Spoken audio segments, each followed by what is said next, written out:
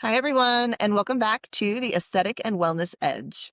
I'm your host, Bethany Gifford, and after more than a decade managing surgeons, teams, and practices in dermatology and plastics, I now work with leaders across aesthetics, health, and wellness to uncover growth opportunities and health practices scale smarter, not harder. In today's episode is extremely fascinating. We are going to talk to someone about a new approach to health optimization that feels more like a movement than a clinic.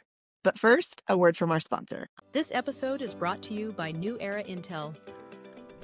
At New Era Intel, we help medical spas, dermatology clinics, and plastic surgery practices who are struggling with inconsistent patient retention, underutilized CRM systems, and manual systems that hold back your clinic's growth potential so they can finally increase quality repeat bookings, streamline operations with AI automation, and grow predictable monthly revenue with the right systems and strategy. They're able to create a premium, seamless patient experience while freeing up their team to focus on what they do best. If you would like to take your business to the next level, head over to neweraintel.com to get started. I am thrilled to welcome Jim Donnelly, the founder of Humanaut. Humanaut is a unique health optimization and integrated wellness ecosystem, which is headquartered in Austin, Texas. They've expanded into Florida and launching in Dallas. And what sets Humanaut apart is their philosophy. The health optimization should be engaging, empowering, and even fun. So it's not just another round of prescription medication. Jim, we are so excited to have you on the show today. Welcome. Hey, Bethany, thank you. I'm super excited as well. I love your enthusiasm. I love all that you're doing and helping spread the word. So thank you. Absolutely. Well, I know it's everybody's top of their mind. What is Humanaut and what is the vision and what inspired you to start it? Yeah, so Humanaut is a place that you would come for health optimization. And I think there are two or three things that are very different about us. Number one, you come to us and we do everything you need. And I think the problem in the world today is that you have to go to 10, 15, 20 different places to solve the problem. And we fundamentally believe that if we can't help you with all the foundational components of health and wellness, then we can't really get great results. And so, from a customer perspective, you're going to walk into a Humanaut, you're going to get a large number of diagnostics, 100 blood panels, up to 75 other bespoke diagnostics. We're going to take all of that data. We're going to run it through our AI protocol engine. We're going to have our team review things, and we're going to give you a personalized plan. It's going to cover movement, nutrition, sleep, stress, cognitive health. Then we're going to get you on a good trajectory. Once we do that, then we can get into even more specific things. Menopause for women, andropause for men, joint pain, metabolic health, sexual health, and obviously health span. And we're going to bring the full toolkit to bear to do that. We're going to bring, once again, all the exogenous molecules, hormones, peptides, supplements, medications. We have a very big regenerative medicine approach, so all kinds of different stem cell type treatments. And we do a variety of other things in the clinic. And the underlying thesis is that we believe a clinic is important. There are times when telehealth is great and we have that part of our business, but sometimes you just need to come in and actually get something done in person, actually get an injection, actually have someone sitting in front of you doing something for you. Absolutely. I mean, you haven't just built a business, you've built like a huge brand that kind of feels like a movement. It's very Yeah. unique. And I know that we had talked previous about you being really intentional about just how it kind of stands out. Could you kind of just give a little bit of background on, the difference between your clinic and like a traditional integrative practice? Yeah, once again, a traditional clinic, I think, is going to feel like a traditional clinic. Number one, I think you're gonna see a lot of the sort of like benchmarks of a traditional clinic. I think their scope of practice is also gonna probably be a little more limited because they're not a part of as big an ecosystem as we've created. And I definitely don't think the words fun and engaging are going to be are thrown out. And I also don't think the word community and movement would be thrown out. At the end of every corporate meeting and meeting in the clinic, we always say, go be a humanot today. Behave like a humanot. And so that has to mean something. And to be quite frank, it means you're a different kind of person, and I like to say a better kind of person. But it means that you're proactive about things. You're intellectually curious. You want to live better. You demand to live better. And you surround yourself with other people that have a similar mindset. And I'm a big believer that this whole thing of you're a product of the 5 people you spend the most time with. Well, it's similar in the world of healthcare, I think. So if you surround yourself with a bunch of other humanauts that are thinking about the sort of better preventative approach to being healthy and living better and living longer, you're going to have better outcomes. It's going to be more interesting. And so then we want to sprinkle in some fun. If you're going to stick with something, it has to be engaging. You have to have some agency. So I think that's another big thing. We do give our clients a lot of agency to work through how they want to approach it. We're, of course, going to help them with the medical side, but we do give them some latitude around, for instance, are you okay with pharmaceuticals? Well, a lot of our clients say, no, I'd like to do it 100% natural. Okay, we can do that. That's a different approach. Others come in and say, nope, throw the kitchen sink at me. Anything is okay. And once again, even then we will lean in a particular direction, but that is an example of giving a client agency. Another thing that I think is a little different about what we do is if a man comes in for hormones, our first question is generally, where's your partner? And the idea is like, why on earth would I fix you and not fix your partner? Because you can imagine the horrible outcomes that come from fixing the guy and not fixing the woman. Yeah, And so, and we see it the other way too, by the way. I don't want to say that it's a one-way thing, but I do think that in the world of hormone clinics, guys are rushing in and getting testosterone thrown at them, and there's no real thought to their ecosystem and how it affects other people that they're involved with. absolutely. I know. We're part of a great integrative practice out here in Nashville, and I see men and women going both. Yeah, They never encourage couples though, so I think that's a really good angle, and it's just practical. I mean, because you're right. One yeah. gets healthy, one goes one way, and the other one's like, "Whoa." You know? Yeah, it's a little weird. Like I'm at the age now where I do hormone replacement therapy. But I fought it for a long time and didn't think I needed it. And there are moments on a Sunday night where our teenagers might walk in the bathroom and my wife and I are both doing our hormone injection. It's a little weird. But they've grown up around it. They've grown up, many years of Restore, many years of Humanaut now. And to be quite frank, they are the most incredibly healthy people, and starting when they're starting, I can only imagine, their trajectory going forward.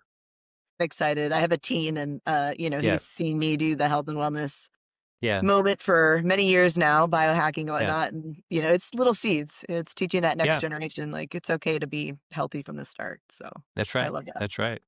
Well, you've assembled a pretty diverse, multidisciplinary team. What was your process for kind of bringing together, some real big top tier medical experts alongside? Yeah, I think there's a mistake that happens in the medical sort of business world, and you see it again and again. And it's that a business will over-index on the business side and under-index on the medical side, or they'll over-index on the medical side and under-index on the business side. If you don't have both done the way you need it done, you will fall short.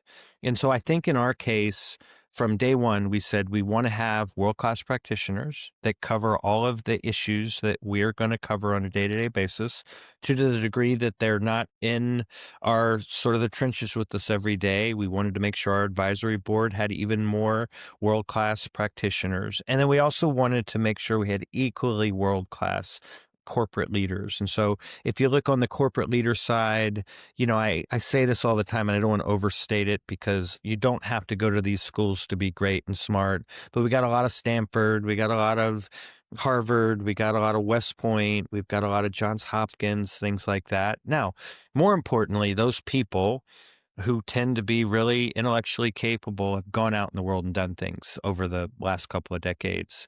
And so we've got 7 pretty big exits under the belts of the leaders, from $250 million up multiple times. And more importantly, everything that we need to be good at, we've got a world-class executive that's done it so that as we now have to do things like build community, all right, we've done that. Et cetera, et cetera. Scale things. We've done that. On the medical side, it's the same thing. If you're going to be in the regenerative medicine space, it is a space that is very difficult from the corporate side and very difficult from the clinical side. So we have one of the world's leading regenerative medicine doctors, Dr. Harry Adelson.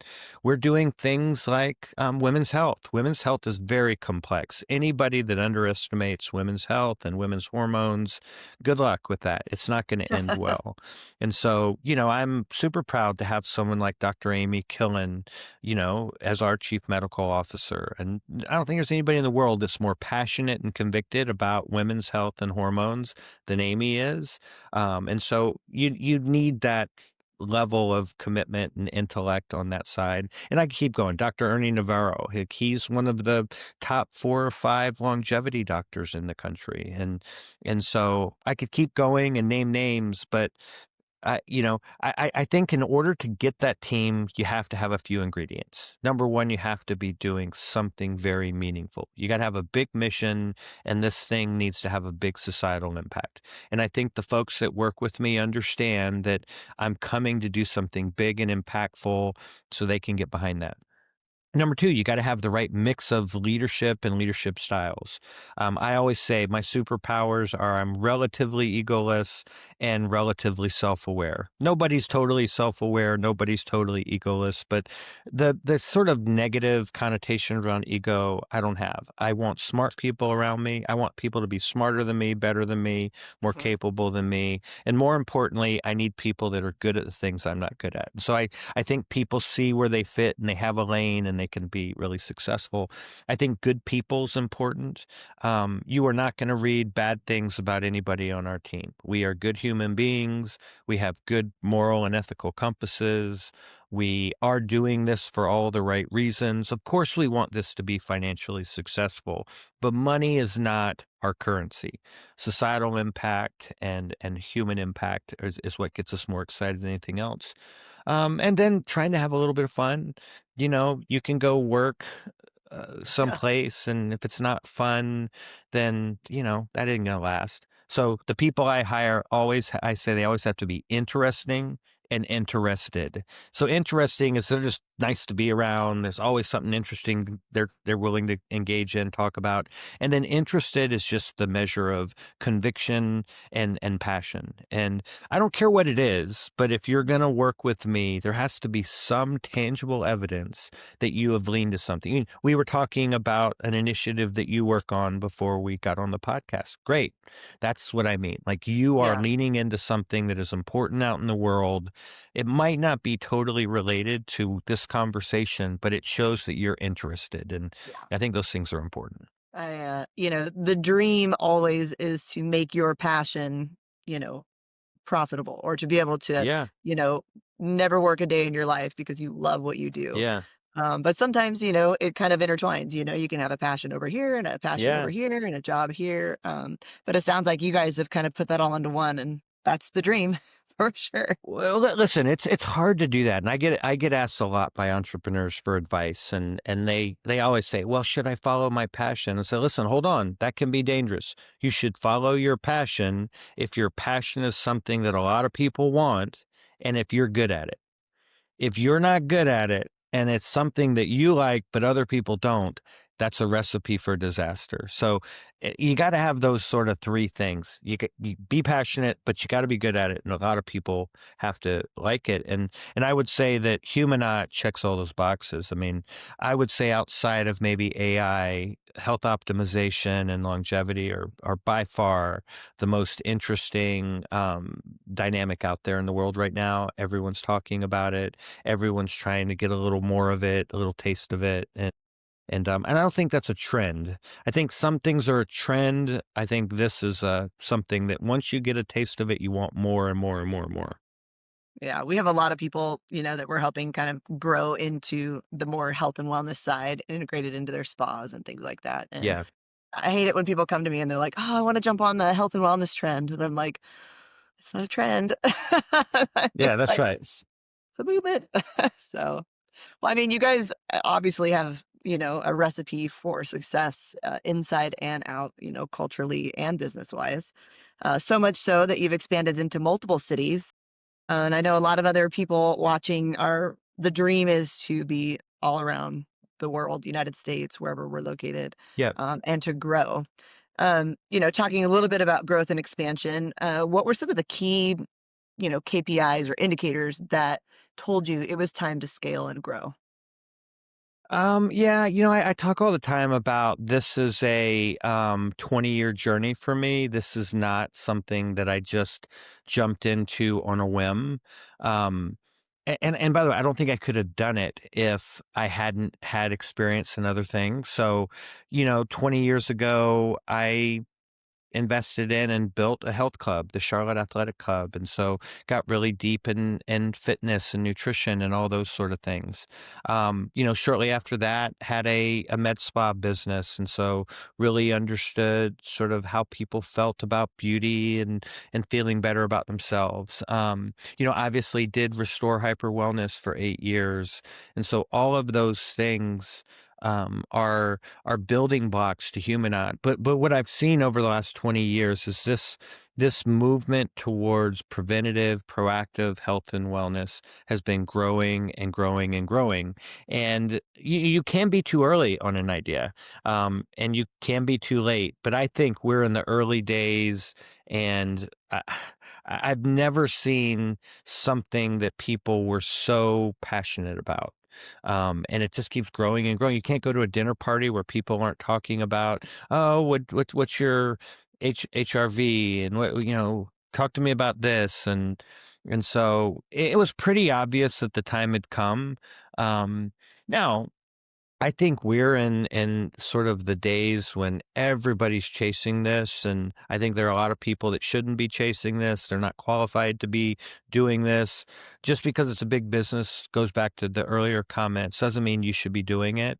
And so I think I hope that this category will continue to mature and that people will understand we are talking about a very serious thing. We're talking people's health. We're talking about doing things to people that can have long-term impacts. And I do think that you've got to understand that that's a really important thing. And the last thing we want to do is set the movement back by doing things that either hurt people or don't work. Absolutely. Yeah, I could not agree more. Uh, you got to be educated, and a lot of times, we see a lot of our providers just wanting to bring in peptides or hormone things, and they're just not educated enough to Yeah. educate their patients or to really make that medical decision on is that the right thing or not. Well, the yeah, it's so fragmented. Like that is the main problem we were trying to solve, by the way. It's that you had to go to 20 different places. By the way, you didn't know which sources of truth you could trust and lean into. And so that is ultimately our business is about health optimization and all those things I mentioned earlier. But at the end of the day, the way to think about it is we're your co-pilot. We're your co-pilot that's going to help you navigate all of the things you need to know. Now, when you say co-pilot for all of the things that you need to know about your health and wellness, that is a big, big, big mouthful. And when I first started this business, a lot of my investors said to me, Jim, are you sure you're not trying to do too much? And I would always say, well, riddle me what you would take out. Should I take out nutrition? Should I take out movement? Should I take out stem cells, hormones? Like, because once you start taking those pieces out, then suddenly you're like everybody else and you don't solve the whole problem. So we really leaned into the complexity, and being able to do all the things. And so when we don't do something, by the way, and there are some things we do at least curate it for our clients. Since we call it curation of health and wellness, we're not just going to say, hey, sorry, we don't do that. Good luck.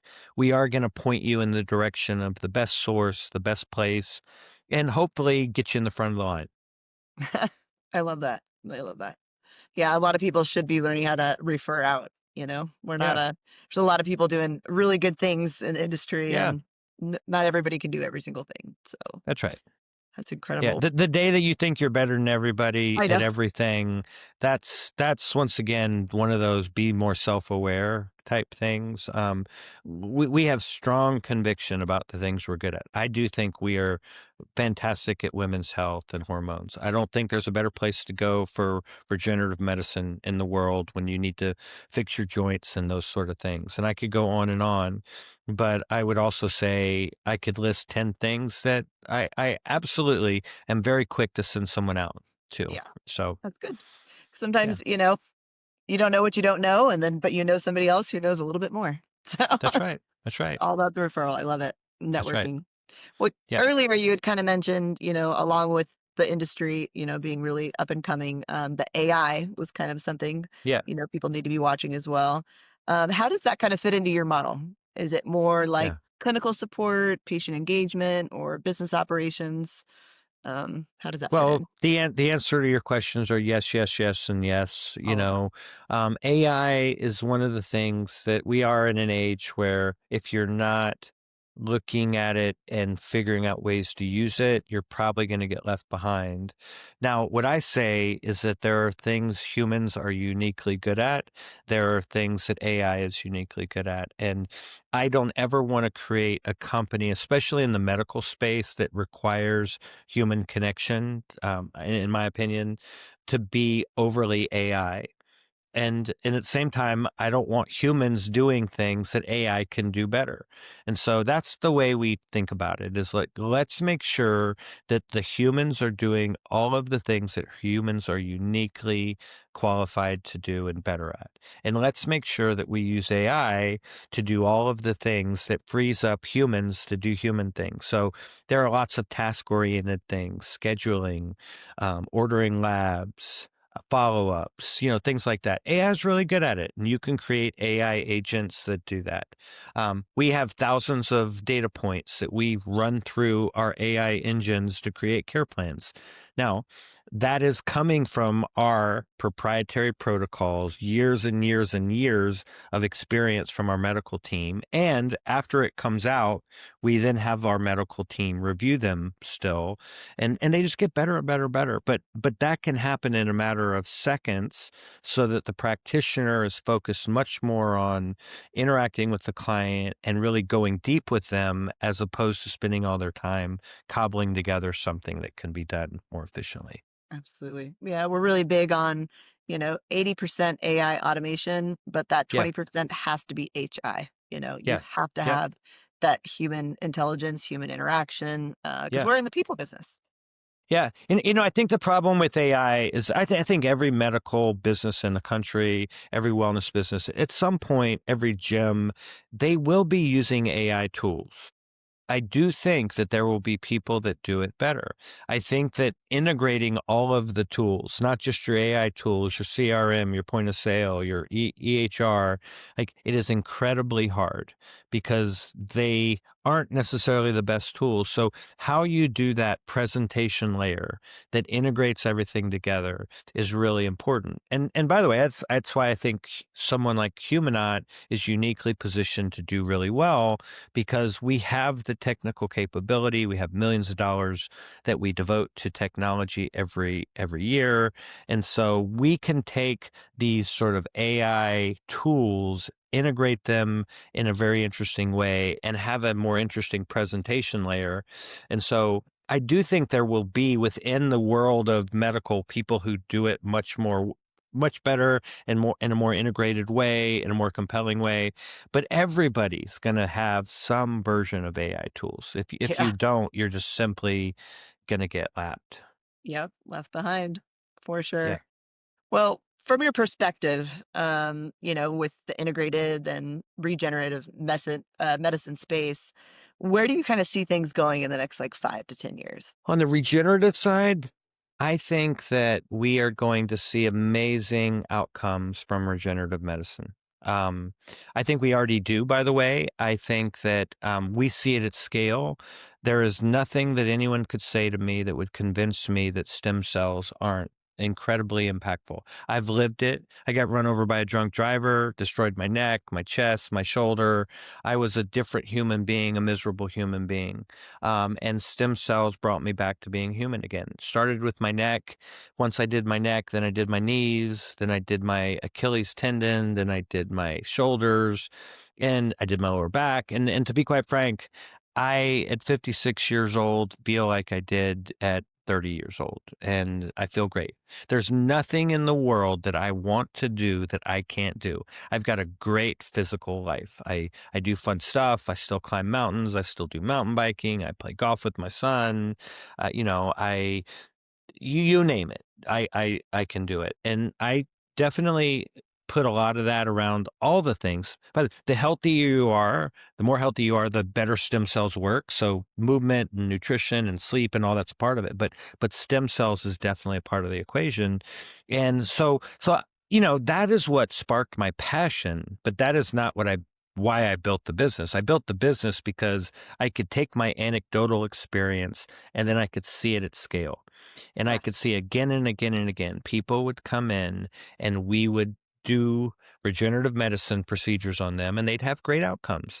And what I like to say is we probably get it's probably about 85 to 90% of folks get really great results. 10% of folks are what we would call a non-responder.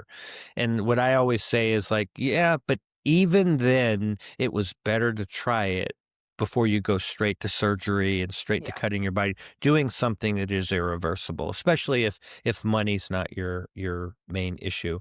And there's a lot of misconceptions about what you can do in the United States.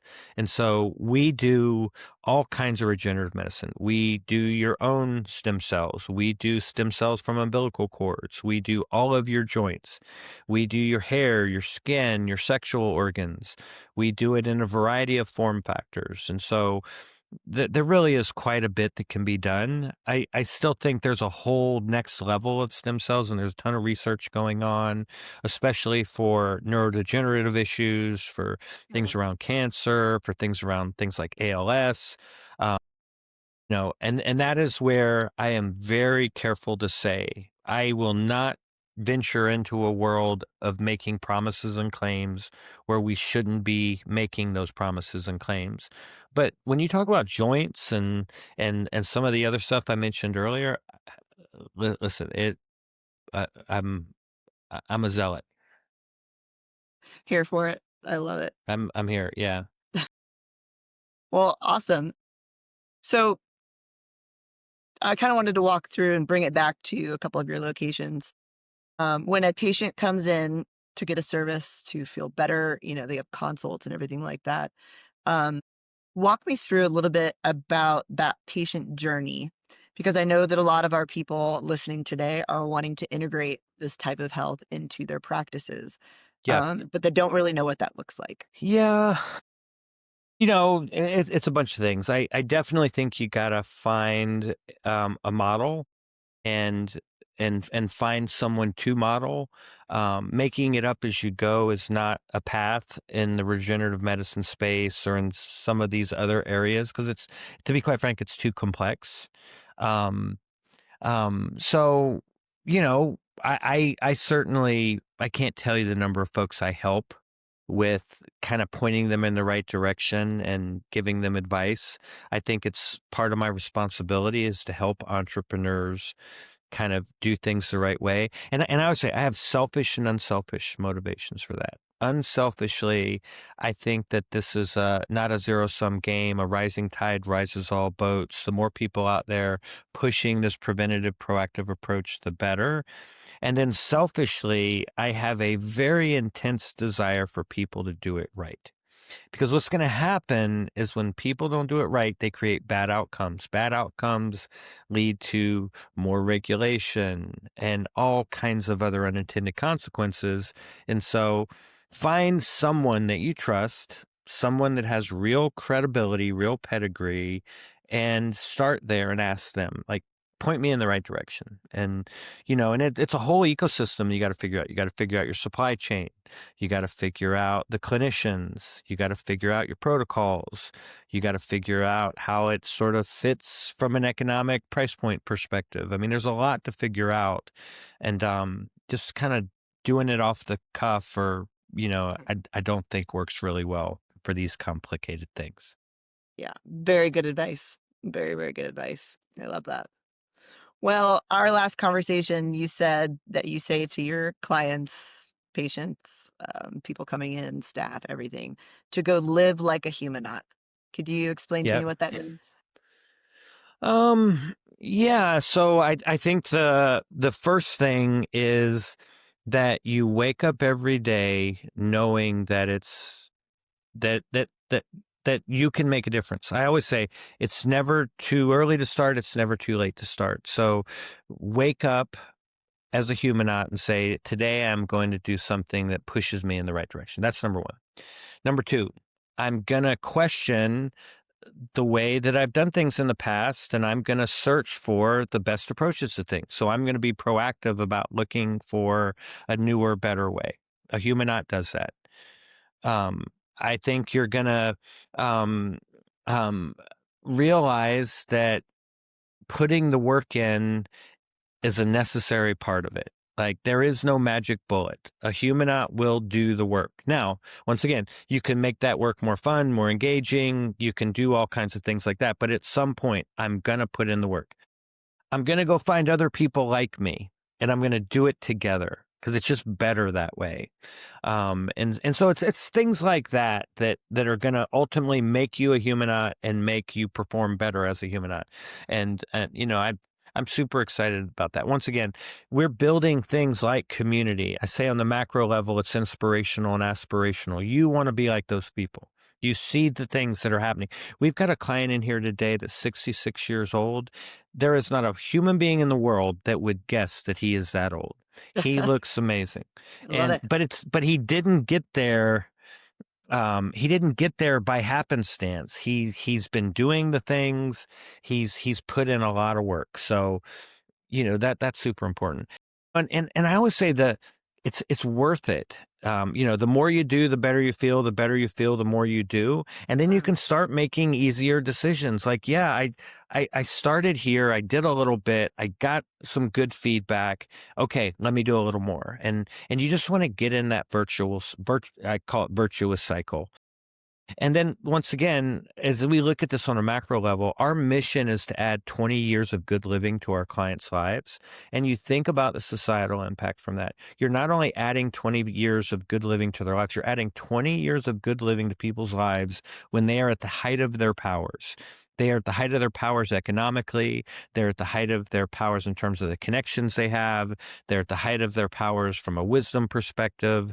So it's not just that you're adding more years of good living, you're adding more years of good living when it means the most. And so I'm just super excited about that. And listen, if you're not having fun doing it, then once again, you're not doing it right. There are definitely days like when I'm in the middle of a 45-minute zone 2, indoor cycle. I'm not going to call that fun, but once again, that's why I tend to try to have an accountability partner I go do those things with.